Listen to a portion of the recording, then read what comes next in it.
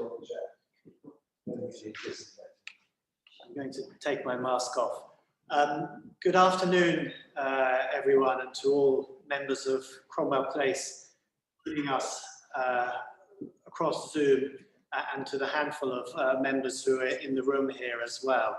I'm Tom Marks, the editor of Apollo magazine, and I'm really delighted to be leading this virtual tour this afternoon. We're going to have two panel discussions, thinking this is probably the best way to give you a flavour for what's been happening at Cromwell Place in its first week, and some sense as well, I hope, of what the reception has been of this incredible new arts hub. I'm sure that all of you know these townhouses by now, or know them through images, through visits before the space was open, but let me just say a few words about how exciting it's been for me to follow this project. I think probably it was 3 or 4 years ago that we first met Preston, and I know May Khalil very well.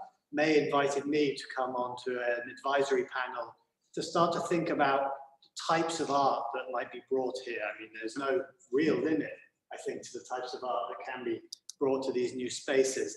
And it's been really exciting, maybe once or twice a year, seeing the building come on. We're actually sitting right now in the John Lavery studio, this extraordinary space that Cromwell Place is going to make available for events when we're able to have events with more people in them. And in fact, I'm sitting directly opposite that extraordinary window in the Lavery studio, which I've heard on many tours now is the largest sash window in London, which probably means the world. Last week, I just heard from Preston Benson that there was something in the region of 1,500 visitors coming through Cromwell Place, which I think is an extraordinary number given how careful the restrictions have been taken, how careful all the timed entry has been. I understand another 400 or so over the weekend. And today, I think, is the first public opening day of this week.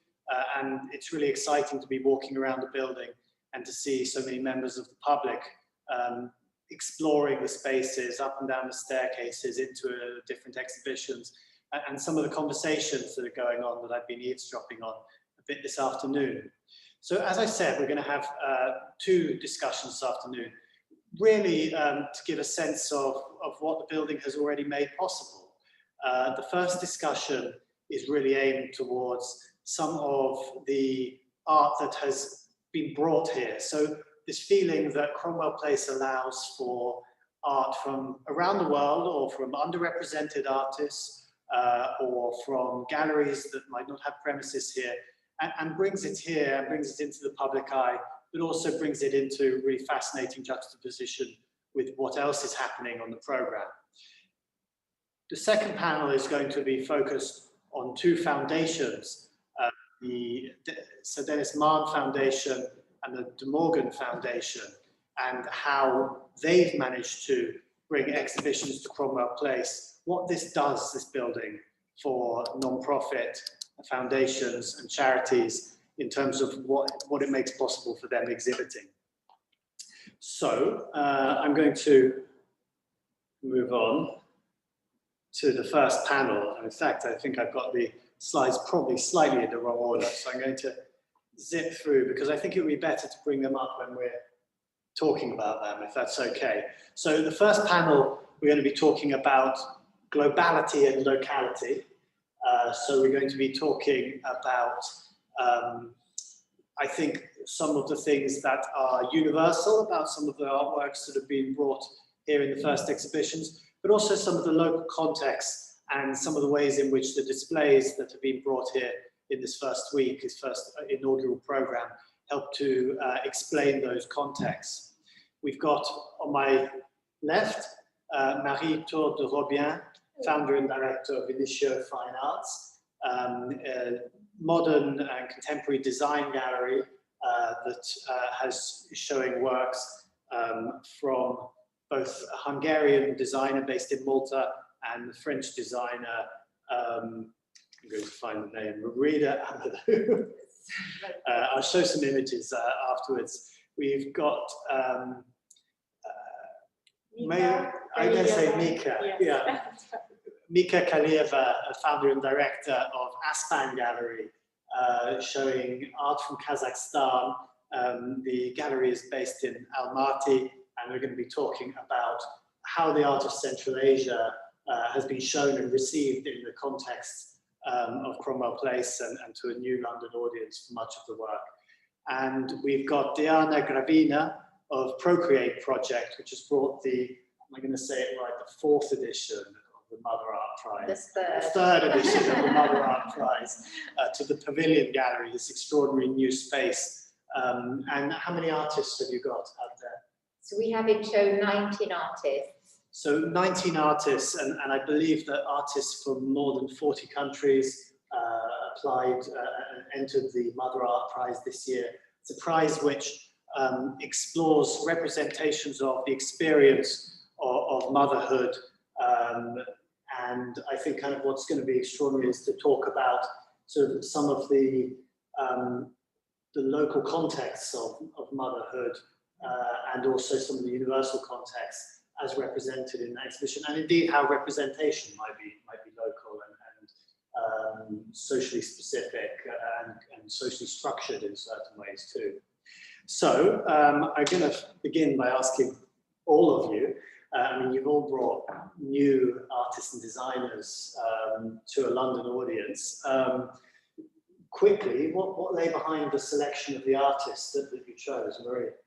Well, we wanted to bring contemporary designers to here, Cromwell Place, and we wanted to bring designers who were inspired by all over the world, work with many different techniques, which don't only come from France or Hungary, which are where the artists are from. So, for example, we have a designer who works with wood, who comes all the way from Panama, and Anna, who's working with concrete, based in Malta, and who's very much inspired by her home country in Hungary. So we wanted diversity, and we wanted different aesthetics to confront each other. So we chose those two designers who have their very own style presented during those 2 weeks here. I'm going to ask Mika quickly this question, because I think that to a certain degree the prize is a slightly different question of how to select.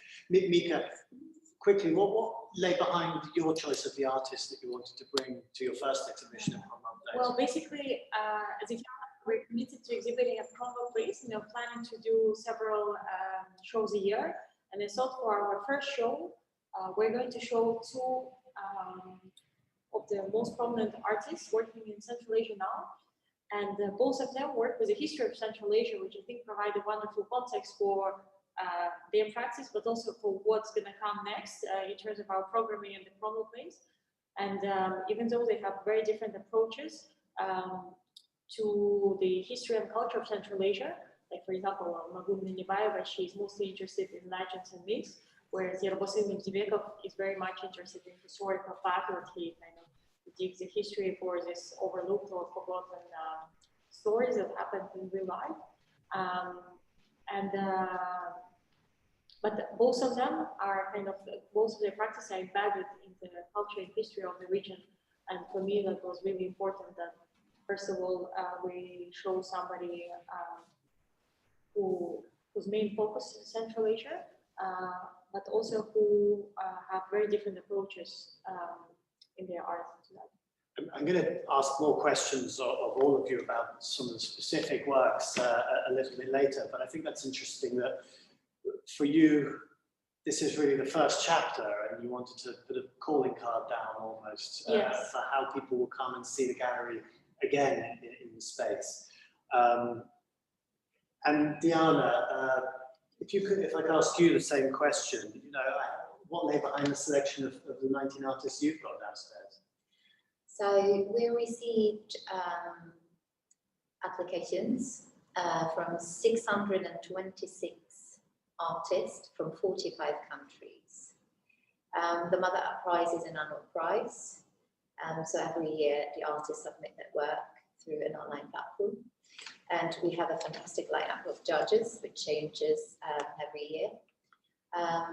The way that have been selected this year has been anonymously.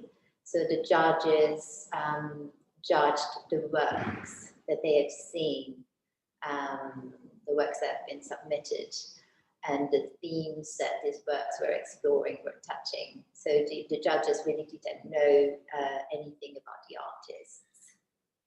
This is going to be really interesting in the discussion. I wasn't aware. I should have read my press material more closely, but that they had been judged anonymously, because I think that would be really interesting, talking about kind of ideas of what is shared in the experience of motherhood, and the extent to which the judges even were thinking about local context when they were looking at works. I think that when they were looking at works, there were different criteria that they were looking at. They were definitely looking at the subject matter of the works. They were definitely looking at the quality of the works. And from some of them, we can still get some sense of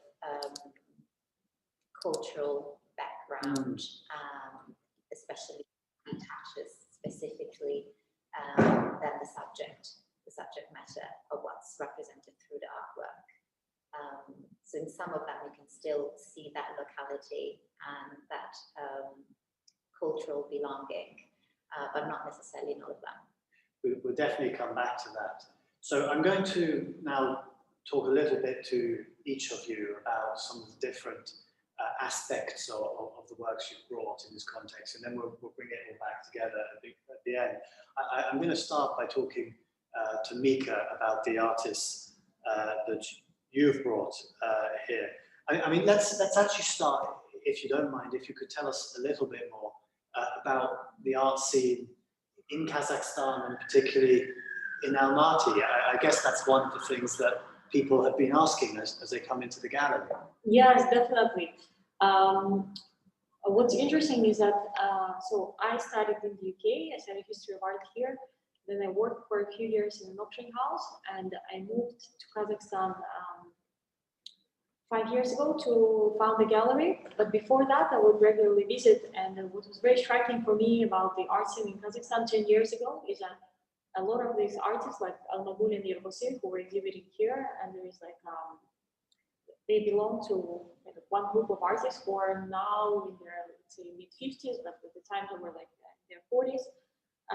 They were very well known abroad. Like, for example, they were exhibited at the Venice Biennials, they were exhibited in museum shows, like museums buying their works. But when you went to Kazakhstan, there was no place where you could see their work. So unless you knew them personally and you could go to their studios, you had no idea what is happening in contemporary art, because there were kind of no galleries which were operating and showing contemporary art in the way we understand it here. The museums were not interested in showing that either. So, for example, my knowledge of contemporary art came from just visiting the studios and reading about mostly by critics who are living abroad, who would have seen their work exhibited elsewhere. And another aspect which was very interesting for me at the time is that all these artists were kind of working in isolation, and they would work on this amazing projects that nobody would see unless they were exhibited elsewhere. And then, like, in the only way for kind of artists to find out what the other artists in Kazakhstan was doing is when they were exhibited together in an exhibition abroad. Then they would kind of like see each other's projects. But let's say Almagul had no idea what he was working on at the time. And I found it really bizarre, because I think for artists it's very important to get the feedback either from critics or curators or other artists. There was none of them. When I moved back to Kazakhstan, I was thinking for quite a while what form like my work should take, because obviously it could have been a foundation, it could have been a residency or educational project. But in the end, I decided that the best way to support the local art scene would be to open a commercial art gallery, because there wasn't one who was showing this kind of artists in Kazakhstan. and it allows me to do a lot of things for the artists. Like, for example, now we completely support them with all the administrative work, and at the time, for example, when we were exhibited abroad, like some logistical issues were taking a lot of their time, which takes time of their practice. And then obviously, like, by selling works, we enable them to focus on their practice, because at the time, some of the artists would have a secondary job to kind of support themselves. So are most of your clients, is there a kind of collector scene growing in Kazakhstan around your gallery there? Yes, for sure, because I would say that 10 years ago, probably it would have been very difficult to sell a piece of contemporary art to a local collector. But now the dynamic is changing. First of all, I mean, I'm not the only one to kind of try to promote contemporary art in Kazakhstan. There are many of us right now. Like, there are some non-profit organizations, there are other galleries that open, there are some courses being taught to, like, adult courses. And for example, one of the best initiatives was a summer school for artists, where for the duration of 1 month, the school was inviting very good curators and art critics and art historians from around the world. And so this kind of helped to form a younger generation of artists, which did not exist, like, let's say 10 years ago. But also, like, people started to open up more because they see more, so they get more used to seeing that, and they kind of engage much more than you used to. So there is a growing collector base, that's for sure, but also, like, I mean, not only older generation becoming more open to contemporary art, but also the younger generation, which were open to contemporary art, now they have more means to buy something. So there is a growing collector base. So let's just have a look at a couple of the works that you've got. We can see them on the screen in front of us here. Because in a sense, the works you've brought have a deep sense, a deep feeling for the history of Central Asia and of Kazakhstan, for the Soviet legacy, for the history of art and of the artists who came from Moscow, who were such an inspiration for these artists. This is, I'm going to ask you to pronounce the name, I'm afraid, again, Mika. So this is Meldibekov, is my pronunciation. And the works you're showing are really focused on provisional nature of monuments, and certainly how a number of them have changed over time. This work has turned a monument into a toy in a way that you can build and rebuild. And I've noticed that in your space at Cromwell Place, you have rebuilt it in ways over the week. There are other works that dwell on the renaming of a particular mountain 3 or 4 times in the course of a lifetime. So that sense of the landscape, that sense of how we own and name the landscape is very important. And the other work that you've brought, Anagul Melineeva, photographs and film work that picks up on certain types of local material, costume, performance, placing it in certain architectural contexts. Some quite powerful works in which women are, to a certain degree, tearing up their hair in front of the ruins of a former, I guess, a gulag. So I mean, these are works that, to a degree, I mean, they're deeply embedded in the history of Kazakhstan. How have you found that translating them to London in terms of, have you been doing a lot of talking to explain things? Yes, for sure. There was a lot of talking, but I think that it's interesting because I think the first response that the person has in front of a work of art is probably more emotional and sensory. So it's the materials used, like the kind of how it affects your senses. But then, I mean, and it's perfectly fine to stop there because already, like, you get some emotional response to a work. But then I think learning about the context can enhance that understanding.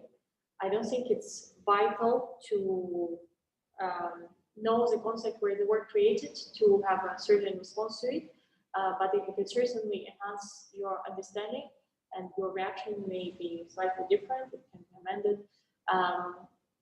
And yes, we did a lot of talking, but what was interesting, for example, so Yerbasin's work, which we had in the previous slide, is basically it depicts a monument that was standing on a square in Tashkent, and that monument was changed 9 times in the last 100 years.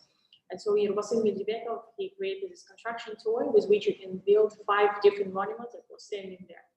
And the point of this work is that in this work, in the monument that was standing in Tashkent, even though the ideology was changing and the statue was changing, they kept using the same pedestal. And for the artist, it was very interesting how it poses very interesting questions about our relation to history and how we kind of try to erase something completely, or we try to foundations for it to already exist. And then basically in this interactive installation, you're always using the same foundation, but then you can completely change the sculpture. And I think when people come here, they realize that this is a monument and they can play with it, and they can use their imagination to build something new. But then I think when they find out that these were actual monuments which were standing at some point in Tashkent, in the same square, it kind of it brings another dimension to the works. But I don't think that you have to have that to be able to enjoy and kind of for this work to make you think.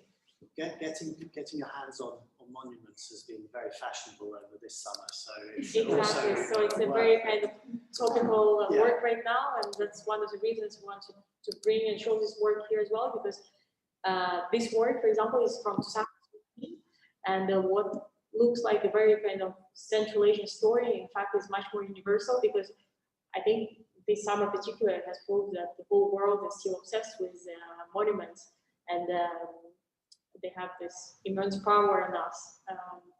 So I think it's interesting how to think that actually it's a funny stories that happen in Uzbekistan and Tashkent, but it's much more global. I'm going to ask Maria a few questions now, and we'll come back and perhaps sort of all discuss a few things together. But if we should be very informal. If you want to ask questions as well, feel free to take the microphone, the virtual, the metaphorical microphone. Maria, can you tell us, I thought it was interesting, your exhibition, so you've shown at some design fairs before, but first exhibition in London for the gallery? Yes, yeah, absolutely. And you've called it identity design. So what does it tell us about the identity of your gallery, the exhibition that you've got? So we chose the title identity design also because of the aesthetical identities of the designers that we're showing, which are very different. But it also tells a bit more about us as a gallery. So the designers we're showing are Orietta, who is French, and Anna Horvath, who's Hungarian.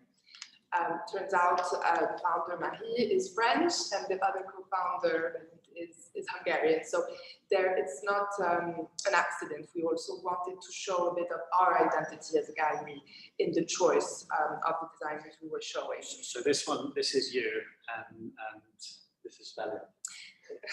This is Anna Horvath, and this is Rida Manu, yes. So you'll see from the aesthetics, it's complete different use of material, it's a different approach, and we're placing them one in front of the other. So we wanted to create a dialogue thanks to their differences. So Rida Manu's work is, if I can say, with a lot of noble materials like wood, marble. He also even uses eggshell lacquer for some of his pieces.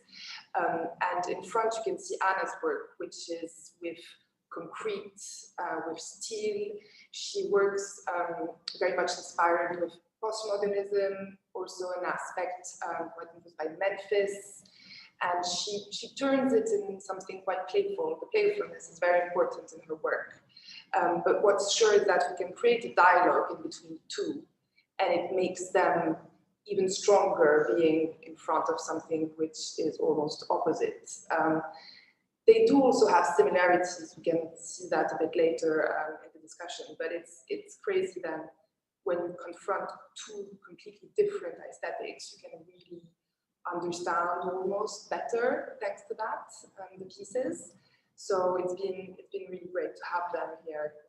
Well, let me ask you about that idea of conversation, because we're talking about things that translate or might be, if not lost in translation, sometimes refracted in translation. So can you tell us a bit more about how these, you know, is contemporary design a global language, or do these things speak in slightly different accents to each other? Well, some people will make a difference between contemporary art and contemporary design. For us, for me, there's not much of a differentiation to make. Contemporary art, contemporary design is part of contemporary art. They have a lot in common, almost everything in common. There's, you know, you can see basically design as a sculpture, as a contemporary sculpture.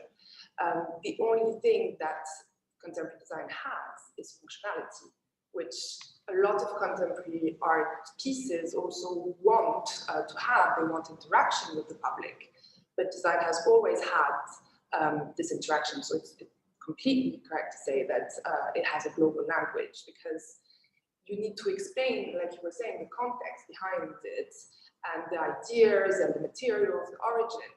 But it does speak straight away when the chair presents to you. It does call to be sat on. You know what I mean? It has this functionality with imminently present to the viewer. So I think it's the two are very much linked, contemporary art and contemporary design. It's this aspect of functionality which might make the difference, but the line is very, very thin. Well, I mean, on screen at the moment, we've got Anna Horvath's work. This is the Taurita bench, which in a sense could be, especially how we've got the image there on the right-hand side, it's like a piece of land art or something almost there. Can you tell us a little bit more about the story of this work and the local context that lead to its production?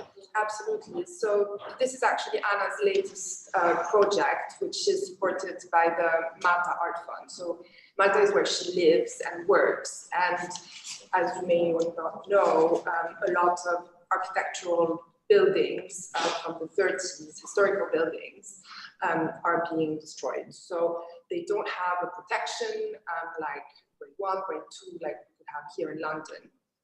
So on the slide, you can see one of those buildings who is on the list to get demolished. And what Anna decided is she would go to the space and take construction waste from the spot, and she would create a piece of design to commemorate it.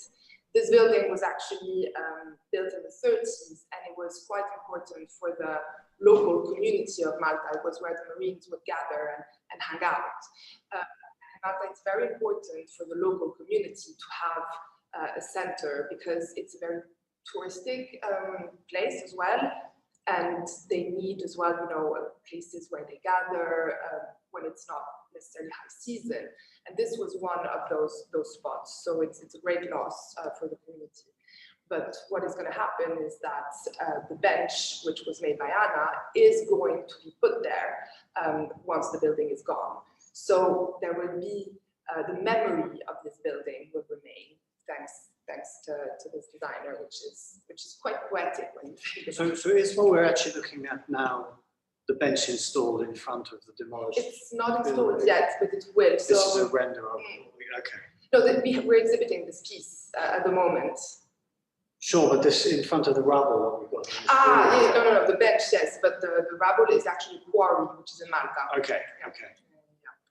And how has this? I mean, there's quite a lot of backstory of a material or the space that had a local, perhaps almost intangible heritage to it in terms of how a group of people used it historically. a designer from Budapest who lives in Malta and has transformed some of that material into an object that is quite strikingly architectural in its sort of say offset gridded nature. How have those things translated to actually when people come into your gallery, your exhibition at Cromwell Place? Do you feel like it needs a lot of explanation, or is there something that are people giving different readings to it? Well, yes, I think the initial reaction is to see a beautiful piece of design, but here at Cromwell Place, to some extent, it's out of its context. So it's my job also to put it back and to explain as well. What's great is that even if it's out of its context, it's a beautiful piece and it carries the story who comes all the way from Malta here. So it touches people, and some people have remembered the place, told me that they knew Malta well, and they understood or even property developers who was like, oh yes, this is actually a great idea. No, but it's actually a wonderful way to commemorate. Even if my hotel is up, well, a piece's design is going to be here as a witness. So I think it really did touch the public.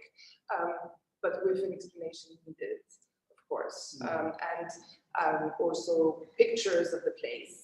So, because this is the first of a series of 6, she chose six places, and so I think it's important to show the images of those spaces, because then you can see that they're very much, the bench is actually completely inspired by that space. Even the details, such as the darker blue in the feet and the lighter blue on the top. So all those details have been put back into this piece, which is a true homage, I can say.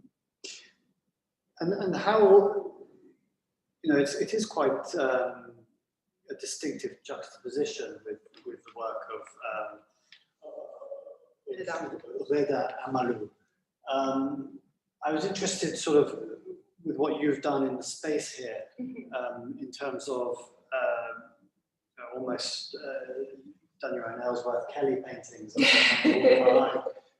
What lay behind those specific choices in thinking about a sort of language of colour or colour fields that you use for the display? Well, for the display, we decided we wanted, as I said before, a dialogue in between the pieces. So we thought to put the shadows of some of the pieces apparent on the wall, so they could actually have a kind of line, a direct line in between each other. And it really, the scenography worked out really well. We were really, really happy, and the public was very responsive to it, which was great. And in this room, you have the screen, the Panama screen, who is actually facing the bench. And the dialogue really works very well in between those two. This screen actually has quite a story as well. The wood used to have this result was actually taken in the Panama Canal, which was artificially flooded, and the wood was excavated to be used to do the sculpture. So there is also a notion of a material is being transformed into something else. Even if it's a completely different approach, it does have this link where they can really communicate when you tell the story about the two pieces. And with the shadows, it kind of takes the space and the dimension completely into it as well. I'm going to ask Diana a few questions about the Mahon Art Prize, and I mean, perhaps you can just give us a little bit of a sense of how it's grown in those first 3 years, and I mean, are you surprised at how it was launched as an international art prize, but at how quickly it's received that number of entries and how international those entries have been this year? More than surprised, I will say that we're very grateful for the response, but it also shows the need for a platform like the Mother Art Prize, as many of the other platforms that we run as an arts organization. We started in 2017 with 70 entries, grown to just about 300 entries in 2018, and then 626 this year. So it's definitely grown. I think that this is thanks to this international community that we've started building over the time, over the years, but also for the very important partnerships that we built for each one of the editions. And this also includes the participation of the judges themselves, who come in representation of the institutions and organizations that they work for. So that obviously expands the reach that the open call and the platform have.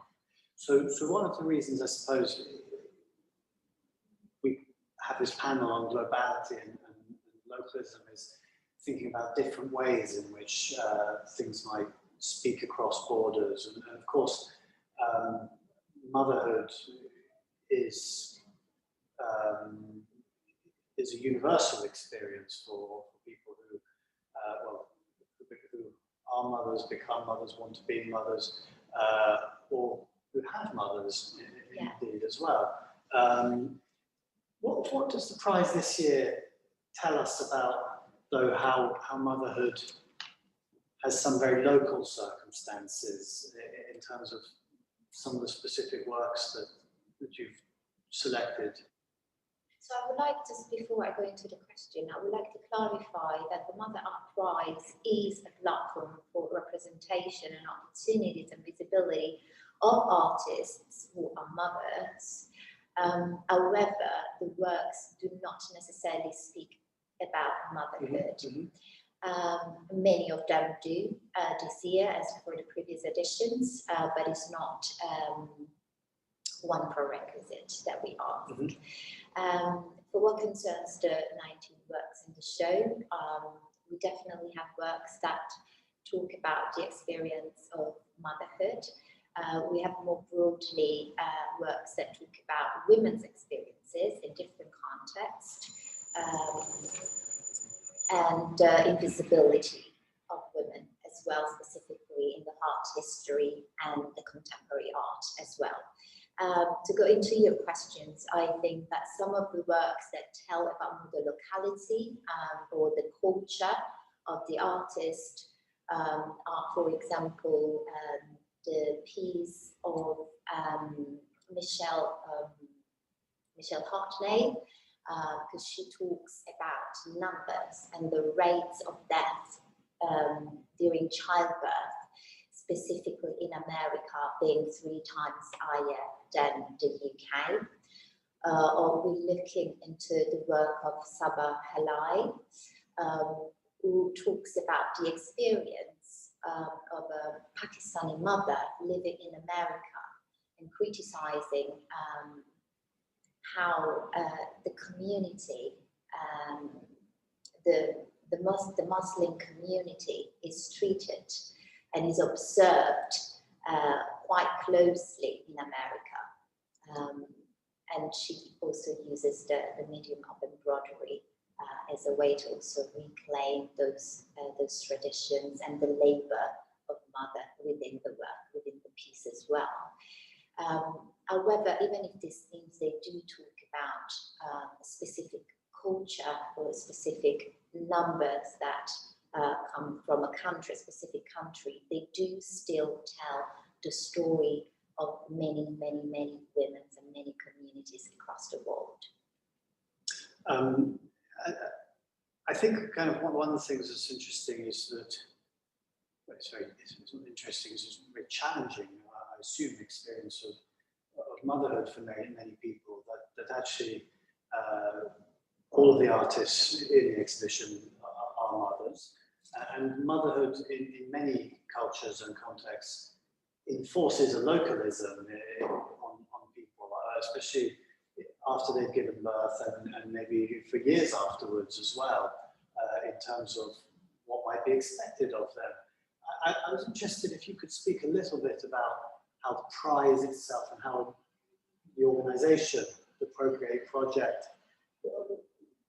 might work to counter that sort of those constraints, in fact? Yeah, so we do run different platforms and offer practical solutions is very much at the core of what we do.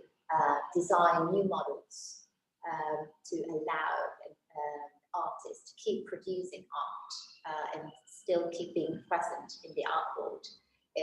It's very important for the organization.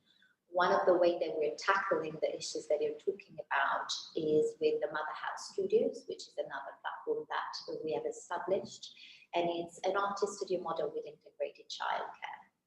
And that will be opened up the 3 pilots project that were run from 2016. It will open in the community of Lewisham in Catford very soon. However, it is still a model that is needed universally. We received a lot of inquiries for a lot of artists and people that would like this provision in their own localities and communities. So the idea is to tackle this issue starting from London and specifically the community around the Lewisham area, but to make a toolkit that can make the model replicable and offered to as many artists and communities as possible in the UK, but also beyond. And in the UK, do you need funding for that, or is it a lot of fundraising you have to do, or is there public funding that might be available for this? So we had to run the pilot project independently and self-funded, which had its positive and its negative aspect. However, we did receive some public funding just to start off, to cover the startup costs. So there is a need for initiate and open the studio. There is a need for funding, and we did manage to raise some funds. We had the support of the Mayor of London, together with other foundations, institutions, but also individuals. We had 200 backers who pledged towards the campaign that was run in 2018. However, the business model of the Mother House Studios it aims to be self-sufficient, so that it doesn't have to rely constantly on public funding. I think this is fascinating that you're trying to create something that is so local, borough-wide, but could be replicated internationally, globally, in all sorts of different contexts.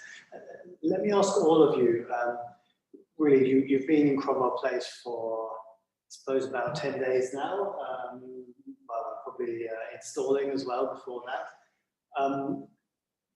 You know, one of the things that this building does is brings together things that might make for juxtapositions, resonances, types of rhyme or new contexts. Have you been sort of surprised by what else you've seen? Has it made you think differently about the art that you've been showing?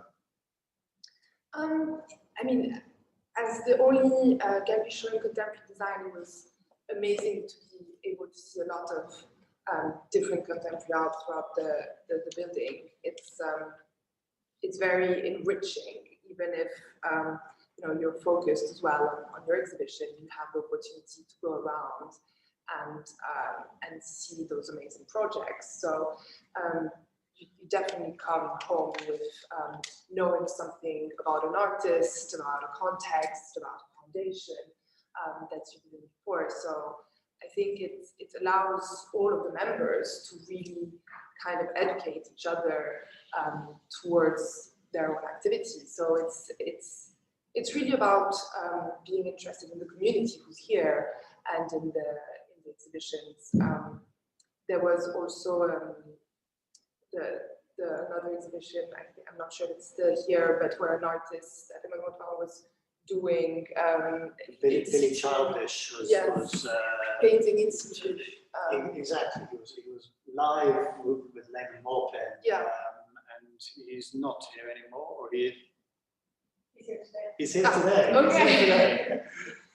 And it was the first time I saw, on such a long period of time, an exhibition with performance over several days, and it was really cool to go back every day and see again. and the evolution of the art there. So yeah, full of surprises and discoveries, definitely. What about for you, Mika? Well, when I joined Cromwell Place, I imagined myself within the community of a lot of international galleries like myself who operate in their own country, and they need this kind of like outpost somewhere else. But unfortunately, because of the pandemic, none of those members were able to come. So it's a bit sad, but on the other hand, I think we were probably the most exotic gallery at Cromwell Place exhibiting now. But for me, what was interesting is that being in the gallery business, I often forget how many other forms there are for art organizations. Like, for example, here there was the Morgan Foundation, who are exhibiting their collection, and basically they have, from what I learned, they have this collection of work that they go to different museums, but essentially, like, they don't have their own building to show. So that was interesting. And then, for example, even mopping project was very interesting. It's like a different mode of how of what you can do with your space, but also like the price, and there are so many different organizations that sometimes, you know, when you're like in this circle of going to art fairs, you just forget that there are really many art ways to work with artists and amazing art. I wonder if that's the case. I suppose that's an interesting thing about this building, that you bring up an art fair, and I won't dwell on it for too long, but art fair is all day long. If you're lucky, maybe you'll have a look at something on the way to get a glass of water or a coffee or something like that. But here, being here over the duration of time for a week, you probably have more time to discover the building in different ways, and to think, oh, actually, I can afford 20 minutes, half an hour to go and look at that. Have you been looking at the other exhibitions? He's so busy. So I think that has been very challenging to take on, and very excited to take on the Pavilion Gallery. I don't know if you want to show the next picture so that the people can see. But I was just telling them that well, I've been seeing pictures and I've been meeting them because they quite kindly took the time to come and see our exhibition. That's definitely on my to-do list. But what has been very incredible, I think, it is to notice that the audience was very engaged. They were really craving to know more, to have that exchange, to have that conversation, which it felt very different from being at an art fair. And I think it's the other thing we haven't mentioned about the Mother Art Prize particularly is the range of different media that you've got on display in the Pavilion Gallery. How have you found facilities for showing all of these different types of work? Well, I think that the Pavilion Gallery specifically is an amazing space that offers so many possibilities. It was very intentional to choose to represent as many mediums as possible, especially for those mediums that are quite underrepresented in the art world, like the textile, for example. We know very much being associated with the crafts, so there is a bit of a challenge there, and we wanted to break those limits and boundaries of those challenges there. So in terms of facilities, the space is amazing, and Cromwell Place has been so helpful just in finding all the right resources that we needed to aid. But yeah, there were many possibilities, and we've used them all really to show as many mediums as possible. So we have ceramics, we have painting, we have video, we have textile, we have embroidery, photography, and the space is really served very well for the mission. On that note, I mean, unless you want to ask each other anything, I think I'm not sure if there are any questions appearing on the chat box over there, because as you could probably gather, we're slightly separate from the screen. But if there aren't for now, what I suggest we might do is say thank you Marie, to Diana and Mika, and because we're going to move on to our second panel, and we're going to have a quick switch around of speakers. We're going to flip through these images. I'm going to just get down for 10 seconds to have a slug of water while people switch around. Thank you. Thank you very much. Thank you.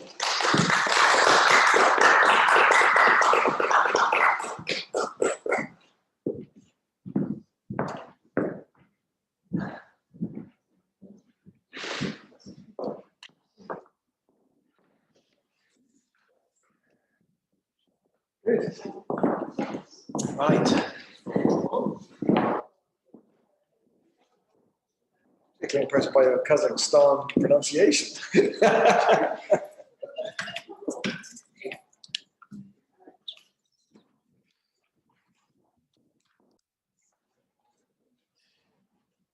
Okay, so we're going to speak now about some of the public organizations and foundations that are showing works, have exhibitions in the inaugural program at Cromwell Place. It was something that inspired me when I first heard about this place, was the sense in which there would be commercial exhibitions, but also, frankly, once again, I'll mention that we're sitting in the Library Studio. We're in the museum district of London, Albertopolis, hearty Victorian London. We're near all of the old artist studios of Chelsea. There are still many artists, although perhaps fewer than there used to be, who work around here. And this, for me, was a kind of exciting project to think about, you know, what this new space with all of its galleries would mean for actually doing something differently to what you might do over the road at the V&A or at the Science Museum or Natural History Museum or wherever, frankly. So we've got with us for this panel Orietta Adam, who is the founder of the Sir Denis Mahon Foundation. We have Sarah Hardy, who is the director of the Morgan Foundation, and we've got Mika Bowman from Bowman Sculpture, because the Denis Mahon Foundation have worked with Emily Young's works here installed at Cromwell Place, and we'll talk a little bit about that. I just thought, first of all, though, for the directors of the organisations, why did Cromwell Place feel like such a good opportunity for you as foundations? Let me ask you first, Sarah. Yeah, of course. It's great to speak to you. It's a fantastic opportunity. Being a tiny organisation, our core, we're a charitable trust, means that we can only afford one member of staff, and that's me. So one of the great appeals was to be part of this network and part of this thriving hub and this artistic community. You know, there's always someone there that you can speak to, that you can rely on, and it's given us access to a lot more resources than we'd have if it was just us. It feels so wonderful to be part of something like that when you're not an exhibiting member, perhaps more so, because there's never any competition there with it either. It is very much feels like a network of people who are sharing similar aims and ideals. As well as that, Cromwell Place, you know, as we have discussed, and as I'm sure everybody watching is aware, gives us access to a very different audience base to the audience that we're used to in the public sector. And of course, one of our aims of being here is to raise awareness and potentially look for funders, benefactors, support from being here. I will dig in a little bit further into the exhibition after. But let me ask you, Orietta, the same question. Why did Cromwell Place feel like such a good opportunity for the Sir Denis Mahon Foundation?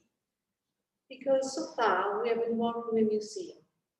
Given Sir Denis' status as one of the most eminent scholars and art historians of his generation, and all his work as an art historian and philanthropist, was very well known in the art world, especially so in museums, whom he championed and sponsored all his life.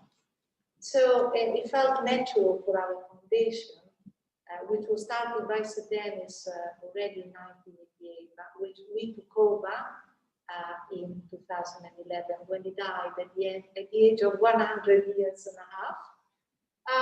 It became natural for us to continue his work working with museums predominantly. So we continued organizing exhibitions with them and organizing events and so on and so forth. And it came to a stage where we felt we wanted to have, at least from time to time, a blank canvas.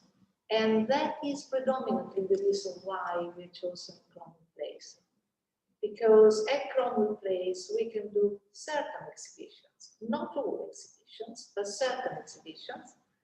We can organize events and we can run our prizes for scholars, artists, young scholars, students, which is very much our mission and our aim, and which was very much Sir Denis's work during his lifetime. Because that's really at the heart of what the foundation is doing. Indeed, indeed. And this is in fact the difference. All foundations are different. And the difference, for instance, between our foundation and the Morgan Foundation is that we do not own a collection. Because, of course, everyone knows that Sir Denis Mahon bequeathed his collection of 17th century grand Italian paintings to the nation, worth in excess of £50 million. So he bequeathed this to museums in this country, in Ireland, and in Italy. We, in continuing this work, tend to work together with partners, such as present today, the Woman Sculpture, and we put together exhibitions with them and also with other museums, with other foundations. In our exhibition today, for instance, we have many partners who are present in time and in that life, as well as Woman Sculpture. There is the Bison Gallery, there is the Burri Foundation, there is Flatland House. So it's an association and a collaboration, I would say. We will come back to what's in particular in the exhibition, Time and Eternal Life. I want to just go back to, you've also spoken a bit there about the fact that there is no collection.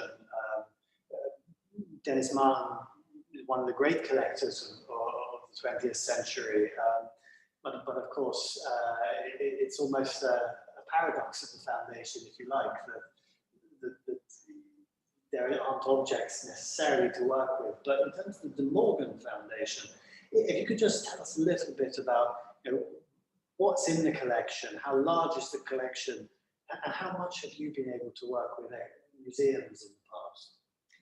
Extensively, yeah. Is the short answer there. So the collection is focused on artwork by William and Evelyn de Morgan. He was a 19th century ceramicist, and she was a painter well established in her own right by the time the two met and married in 1887. Their artwork was commercially successful, it sold widely, and if it hadn't been for Evelyn de Morgan, the painter's younger sister, someone called Wilhelmina Sterling, we wouldn't exist and wouldn't have a collection either. She had the means and the time available to her to collect, and that's what she did at a time when Victorian art was incredibly unfashionable in the early 20th century.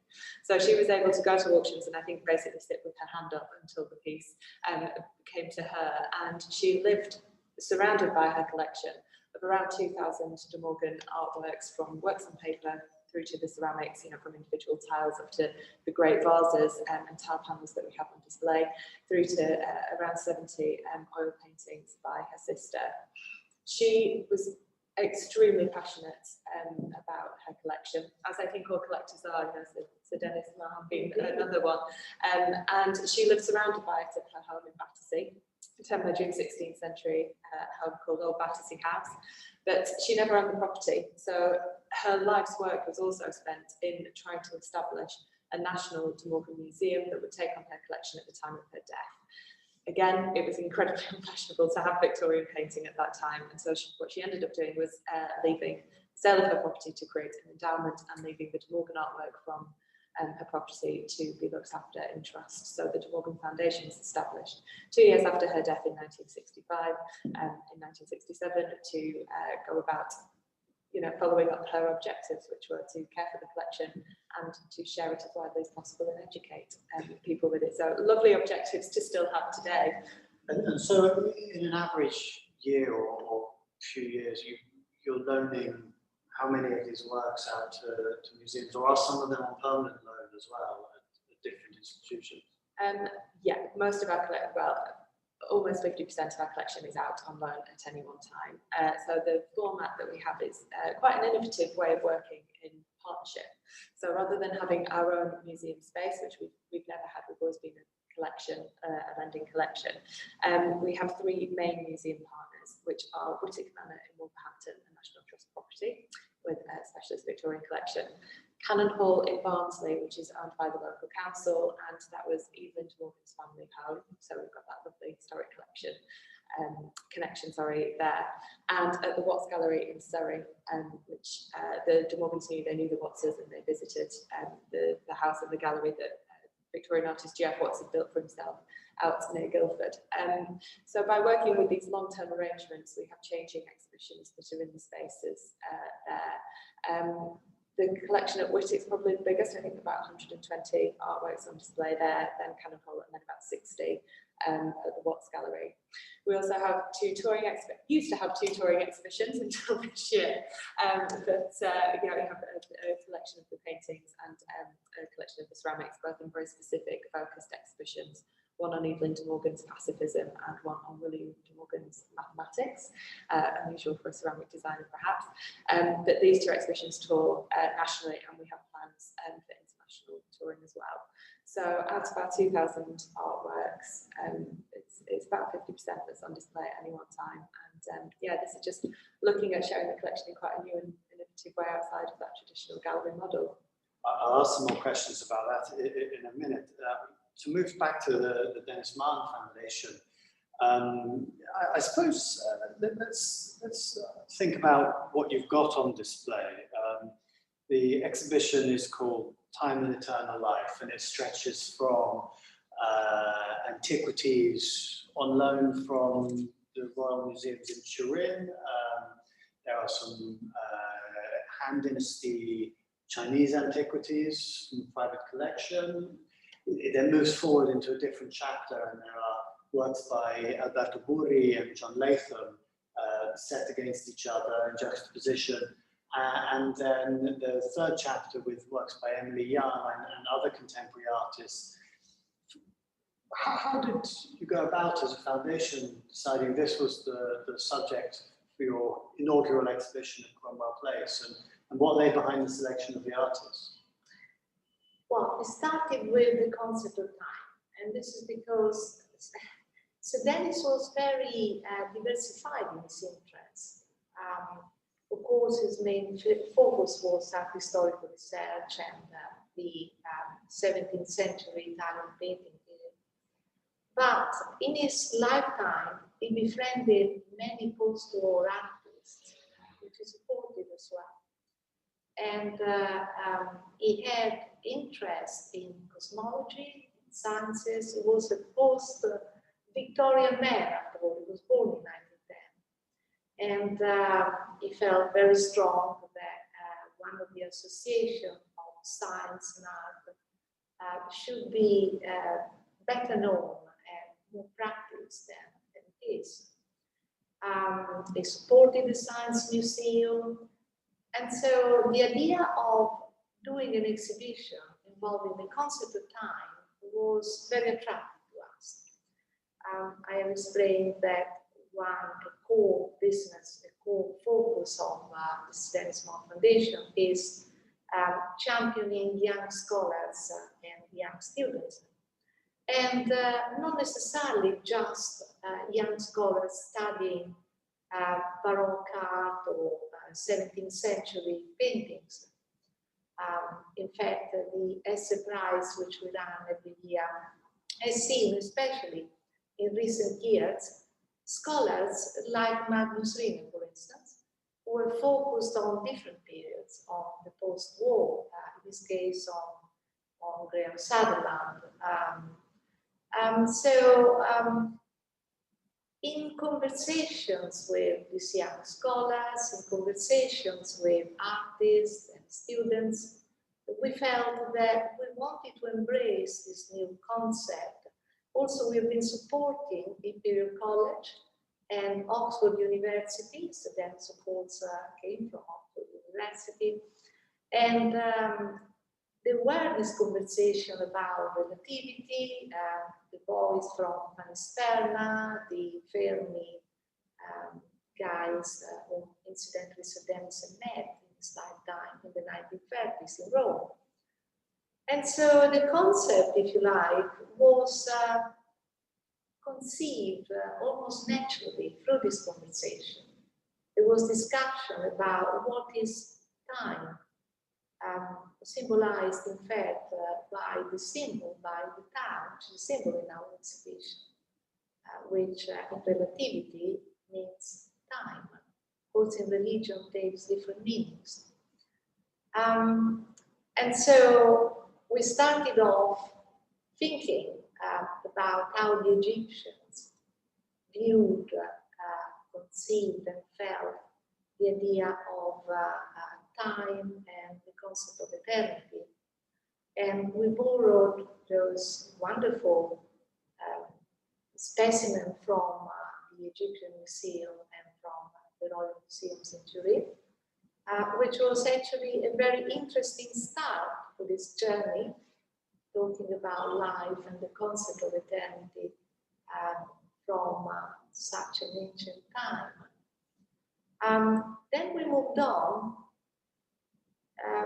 focusing specifically on two artists who in the 1970s, 1960s and 70s were very preoccupied about the concept of time and eternity. One of these artists was Alberto Burri, and in the 1960s there was this devastating earthquake that destroyed the town of Gibellina in Sicily and left it in ruin. And Burri was commissioned to think of how perhaps to render this disaster an event which could be artistic somehow. So he decided to preserve, in fact, these ruins and to create this monument called Il Gran Decreto in Gibellina. And it's quite a magnificent work of land art. Earlier on, we were discussing about land art. This is certainly one of the most magnificent examples of land art. And more or less at the same time, another avant-garde artist, John Latham, whose language of time is very fascinating as well, was commissioned by the Scottish office to try and do something with the excess shale, which the waste basically from the coal mines in the West Lothian area. And Latham, being an intellectual and very much someone who was an active thinker in conservation and the good of the people as well, he was in his own way also a philanthropist. So then he had an interest in him, being one of the most fascinating post-war artists in his opinion. And in fact, what Latham did at the time, he decided to consolidate, in fact, these shale deposits. Also because they took the shape of mountains, 5 mountains, which became the Five Sisters concept, which became, again, a national monument in Scotland. So again, we have these two examples of land art in dialogue with one another, which offer an extremely interesting concept of time and eternal life. They're there in eternity. And finally, we move on looking at how contemporary artists view the concept of time and eternity. And we have, different examples. We have this playful and mythical almost object, a time machine,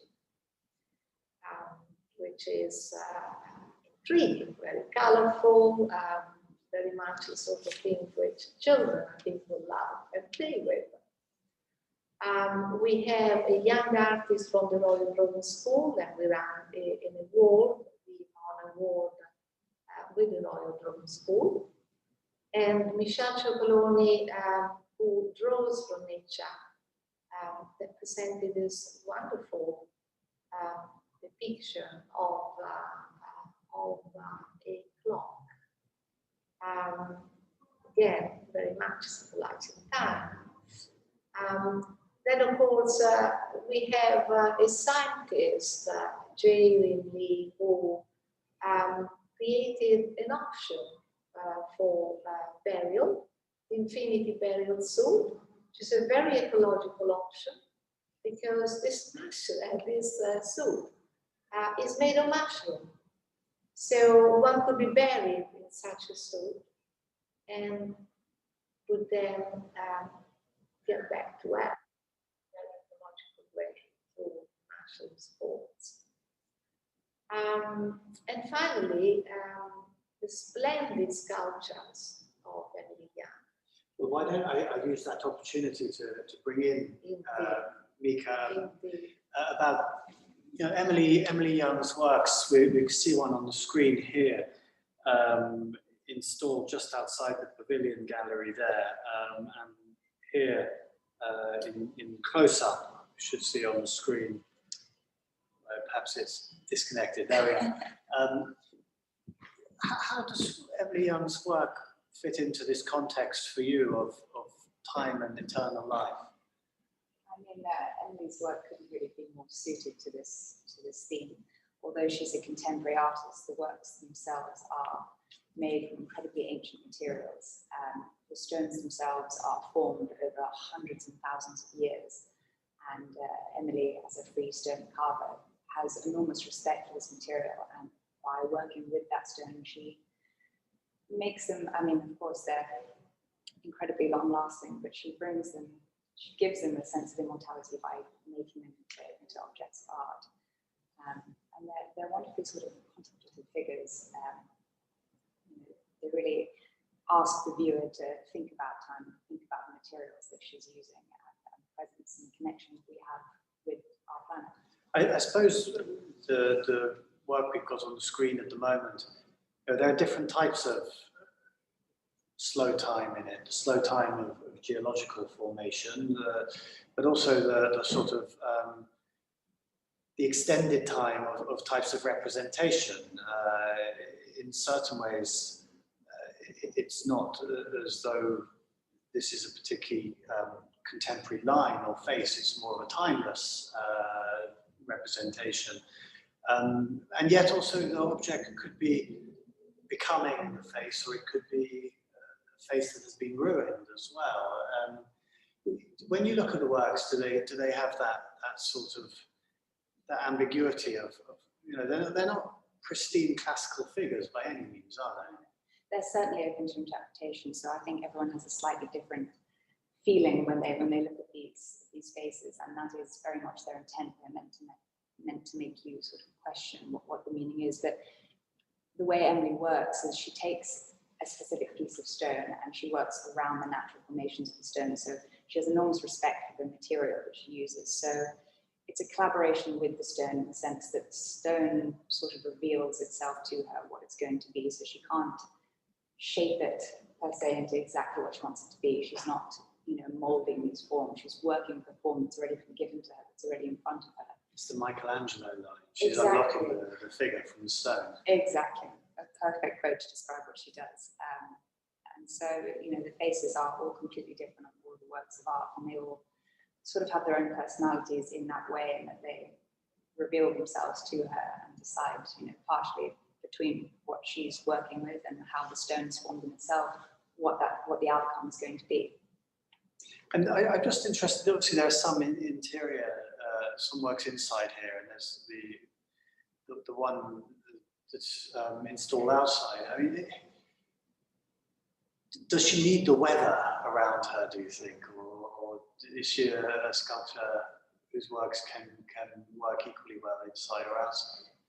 Most of the works can go inside and outside, and she works in various different types of stone. Some are more exotic than others. Some are from, you know, quarries that are local to her in Tuscany, where she works. It's very much dependent on the stone. Some of them do wonderfully well inside. Others are a little bit more delicate. She works in a particular kind of onyx, which comes in sort of beautiful red and blue colours. That, for example, doesn't do quite as well outside in terms of cold weather. But most of them are, I mean, they're eternal, they're incredibly durable, and they are, you know, natural. They come from the earth, so they are meant to weather all sorts of climates. I'm going to move back to Sarah to ask a few other questions about a particular exhibition here of the De Morgan Foundation. Because one of the things that we talked before about works that had come from Kazakhstan, works that have come from Malta, works that have come from all around the world, frankly, even though Chinese works, and there's one exhibition. But what you have here are a lot of works that were made in Chelsea, as it were, or made around the corner. I did toy with calling the exhibition that. I decided. Yeah, how important, how much have you tried in the exhibition you've got here to tell that story of people almost in this place or in quite a local context? Yeah, that was central to the idea for the exhibition. I think that was really important for the first, hopefully, of many exhibitions that we'll put on here at Cromwell Place, was to bring this artwork home, as it were. What's so unique about this place is that it was an artist studio. And I think that displaying the artwork back here really gives it some context, and it's really helped us to unpick the heritage of the artworks that are on display here. Everything that is on display, out of, you know, the amazing choice that I had just to pick 16 objects that would fit in the quite small domestic sized rooms that we've got, I had to be really specific. So SOS, the largest image that we have on the screen there, the upright portrait orientation, that was painted by Evelyn de Morgan probably in 1916, but was certainly included by her in a 1916 exhibition that she held in her studio. The couple, the de Morgans, they opposed the war. They found this sort of horrific maiming of humanity just completely unbelievable, and I think we're quite horrified, as many were, as to what was going on. But rather than become an official war artist or contribute in any direct way to the war effort, what Evelyn de Morgan did was have an exhibition in her own studio of paintings which she sold to raise funds for the British Red Cross. So in her own kind of pacifist way, she was able to do something. And I think they very much sort of felt like they'd been called to action as artists, and she certainly did, to address the war head on. And this is a picture that speaks directly to that. You can see these sort of what are supposed to be demonic sea monsters, that one that looks quite a lot like a friendly Labrador, I always think. But you know, this idea of trying to paint something so horrific and so abstract as the human suffering in war, but to completely personify that. So we have this figure of peace reaching out to this rainbow, of course, symbolising a peaceful future. And that painting was one that was in her studio. Well, you could walk there in 5 minutes from where we're sitting today. So that, you know, each piece like that is one example has been chosen for its ties. Yeah, it felt like that going through the exhibition and looking at your exhibition notes, the sense that actually here are some tiles, Isnick style, or that William de Morgan would have looked at in the South Kensington Museum, I guess, as was across the road. And the other thing that I get in the exhibition is the humour of William de Morgan, and indeed this quite humorous collaboration between the two of them. Evelyn de Morgan's paintings, in their ethereal nature, sometimes seem sort of quite deadly serious, but what I get from seeing the two of them together is a sense of playfulness that they share. Yeah, a real lively collaboration. And by the time they married, she was 32 and he was 47, so they were well-established artists in their own right.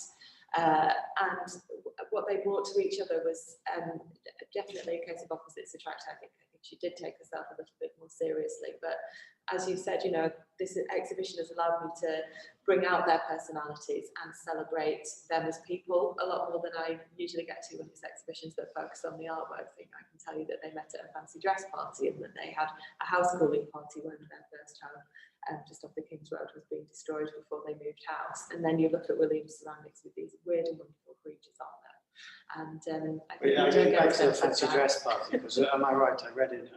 I'm stealing it from your exhibition booklet, but the Evelyn de Morgan when they met was dressed as a tube of paint. Yes, apparently so. Apparently so. If only we had photographs to back it up, I'd love to have them. But yeah, apparently just as a tube of rose madder, the colour paint, which William said he was madder still, and the rest, as they say, is history. But yeah, it's very rare that I get a chance to delve a little bit more into the biography of these artists, and that's been wonderful about this exhibition. I'm going to ask just a final question, really, I think, which is, I think that one thing that's interesting is seeing foundations here. As a foundation, Denis Mahon Foundation works with commercial partners, but also both foundations in a building in which there are selling shows and so on. Have you both noticed really interesting kind of congruences, juxtapositions? Have you discovered things in the other exhibitions that are on here while you've been looking after your own exhibition?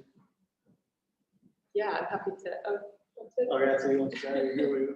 Yeah, well, not this time, I must say, not for us. But having said that, there might well be.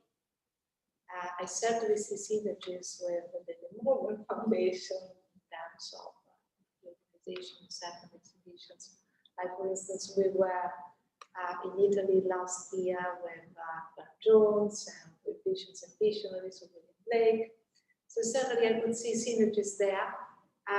But certainly in future, I could see synergies also with commercial galleries. Certainly, we have in fact a synergy already here with Woman Sculpture, with Listen Gallery, and others. And also, we run the Mahon Award with the Royal Drawing School, and those artists usually want to sell their works. So it might well be that we will organize an exhibition with young artists, with them as well as exhibiting, will seek to sell their work. So yes, there will certainly be synergies. And how many people buy Evelyn de Morgan's paintings? I've had a couple who've been upset that, that they're strictly not for sale. But yeah, to come back to your other question, it's been, I think, one of the real joys for me, even just 10 days in, seeing the contemporary shows that are here, because I never get to exhibit these paintings in a contemporary setting or alongside, you know, maybe not a contemporary setting, but alongside contemporary artists. And so there are just so many themes. You know, we've got the Time and Eternity exhibition. Well, that fits in. If you look at the middle picture there of Night and Sleep. So this idea of personifying what artists trying to engage with very ethereal concepts through their artwork is nothing new, certainly. We've got the Mother Art Prize downstairs that we heard a lot about before. Well, that is art that's created by women on the themes of womanhood, largely. Well, it's exactly what William and Evelyn were doing with their Evelyn more so, but William was the vice president of the Men's League for Women's Suffrage in 1930. So we've got those similar themes of feminism running through. And the list goes on. You know, I could sort of pick something from every exhibitor here and draw links with the ideas of art that were going on as far back as the 19th century. Well, I've been talking we've all been talking for quite a while this afternoon, so I think I'm going to draw it to an end there, because it's a really nice place to end on the idea that actually there are going to be there's going to be, I guess, that resonance here, that things are going to be discovered I'm just thinking about what an exhibition might look like of Emily Young sculptures alongside Evelyn de Morgan paintings, for instance, you know, we were talking about design earlier, but of course, you know, to have the design gallery in its show here, right near the V&A, but also William de Morgan, there are many narratives that just start to emerge as you spend more time here in Cromwell Place. So I think it just remains for me to say thank you very much to Cromwell Place. Thank you for being here, Sarah, Orietta, and Mika. And I hope that many of the members who are overseas or not here will be here very soon. We look forward to the resonances that you're going to provide. Thank you.